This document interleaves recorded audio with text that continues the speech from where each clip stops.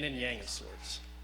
Even though I'm 3.5 years older, I was the more reserved, quiet sibling, while Anna was the energetic, or as our mom would say, spunky one. Whenever there was a time I was asked to do something for my parents, but was too scared to do so, Anna would take charge without any hesitation. When we went skiing for the first time, I remember being very careful and slow going down the slopes, but Anna, at just 10 years old, flew straight down without any fear or doubt. And that's a perfect representation of who Anna is. She is confident, outgoing, opinionated, and kind, which are all traits that she has had since a very young age. During her time in high school over the last 3.5 years, Anna has grown from a 14-year-old, still becoming comfortable in her own skin, as a new chapter in her life began at a new school, into an amazing, independent young woman. Every time I come home, I'm so impressed with how hardworking, motivated, and mature she has become, but that's no surprise. She has always been that way, but seeing her grow into her own skin in the way that she has made me so proud to call myself her older brother. So with that being said, it is my honor to introduce my sister, Anna Bowen Flint.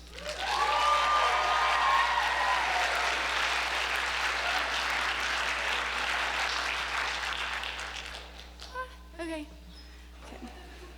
Thank you, Jack, for that lovely introduction. You are my biggest role model, in some cases at least, and I wouldn't have asked to grow up with anyone else. You are the best big brother a girl could ever ask for.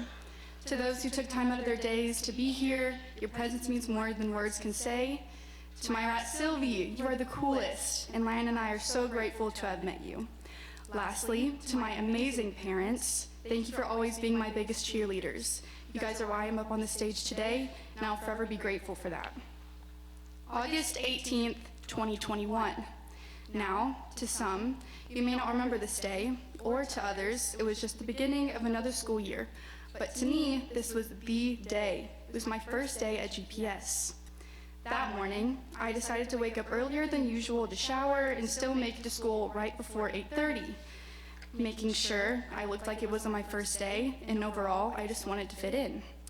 I had already memorized my schedule on my GPS, wanting to be as prepared as possible. So overcome with nerves, I decided to call my best friend Ellie, who was also starting GPS at the same time, to ensure that I would be at school at the correct time. To my surprise, however, when I called her at 8 a.m., she was already at school in her light green uniform, waiting for the assembly to start at 8:15.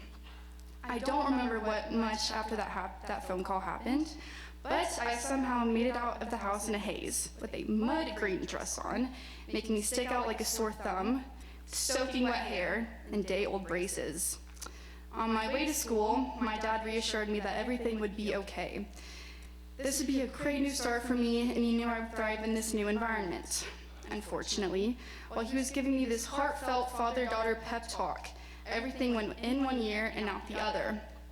All I could think was, how could I mess this up so badly? With my heart in my throat, we pulled in front of the Frierson Theater, and with one last squeeze of the hand from my dad, I got out of the car. My goal for the day was to blend in and make myself the least noticeable person possible. And without being there for even 5 minutes, I had miserably failed that simple goal. I headed straight for one of the entrances to the athletic commons and was met with a locked door. I peek inside and, to my luck, see the entire senior class just staring at me, looking at a very disheveled and practically hysterical little girl. That's okay. These girls knew my brother and therefore knew me, and some were family friends. Surely one would help me. But no, they just stood there. Already dying of embarrassment, I look to see that my dad is still there sitting in his car. I look over, hoping to get a reassuring nod or smile, literally any sort of fatherly comfort from him. Instead, I am met with him dying laughing, phone in hand, filming me, continuing to dig my own grave. Giving him a polite gesture, I make my way to the next door. I go to the front entrance and am not only met with another locked door, but also the entire faculty and staff. While I don't remember which teacher ushered me to the side entrance and finally let me in, I would like to publicly say thank you for stopping me from sobbing in front of the entire senior class and faculty. Thinking the worst is over, I walk into the gym realizing that everyone is already sitting down and am once again met with all eyes on me. At this point, I already have one foot out the door, hoping my dad is still outside, concluding that high school just isn't for me and I'll never show my face again at GPS. This moment has become an Anna moment, a term coined by my brother when I would do or say something truly embarrassing or awkward, and it became so recurring that he decided there should be a name for it. When these Anna moments would happen, I would often laugh them off, making it seem like they didn't affect me much. But at night, these memories tended to consume my every thought. I could not understand why these events had to happen to me.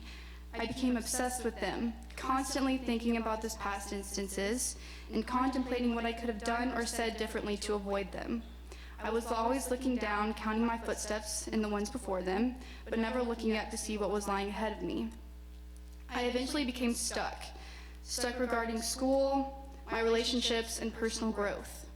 I put everything on pause, focusing on what happened rather than what could be. My first day of school at GPS haunted me for the first few months. I truly thought that the dark-colored uniform or my soaking wet hair made people automatically not like me or see me differently.